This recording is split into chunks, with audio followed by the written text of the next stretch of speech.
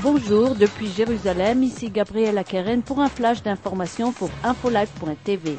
Benjamin Netanyahu prévoit des élections internes à l'intérieur du parti Likoud pour les prochains 3 mois.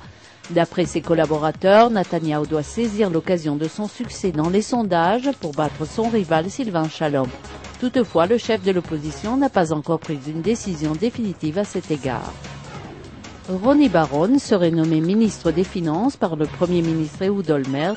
Ceci se produit après que l'ancien ministre des Finances Abraham Hirschzon ait présenté sa démission en raison d'une enquête pour corruption.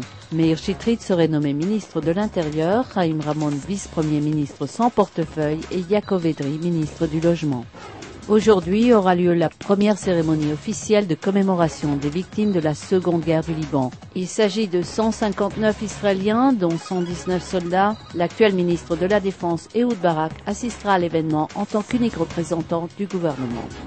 Israël a transféré à l'autorité palestinienne 118 millions de dollars d'impôts qui avaient été gelés.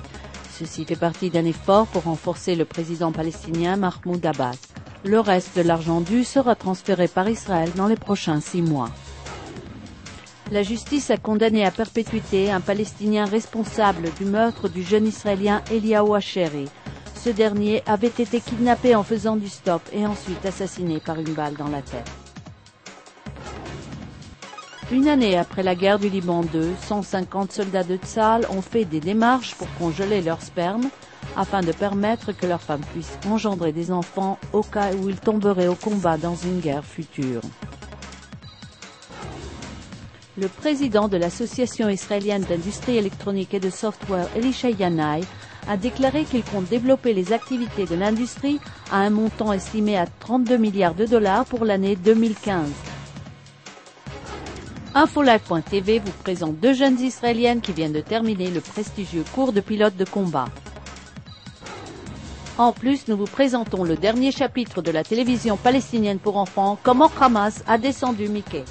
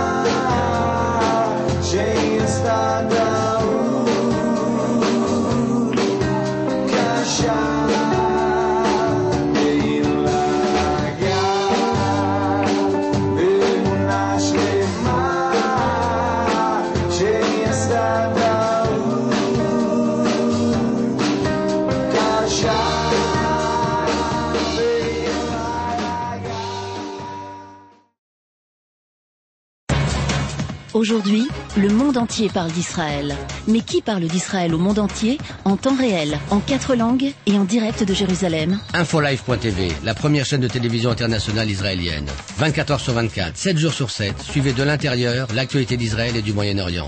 Des reportages, des interviews, un grand journal et des flash infos en images dès que l'actualité l'exige.